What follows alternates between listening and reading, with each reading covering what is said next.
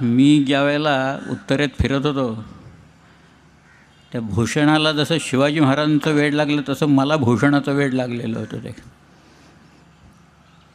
आणि त्या भूषणाच्या जेवढी पुस्तकं मिळत आहेत तेवढी मी जमवली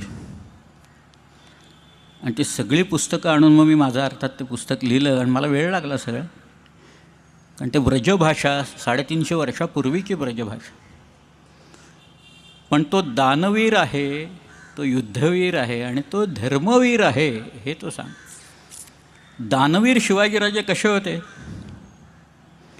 तर काही लोक शिवाजी महाराजांच्याकडे आले किंवा देवाची प्रार्थना त्यांनी केली आहे काही लोकांनी आणि देव प्रसन्न झालेला आहे. अलीकडं देवच प्रसन्न होत नाही अशी परिस्थिती. देवळं खूप झालेली आहेत, उदंड झालेली आहेत सगळीकडं देवळं.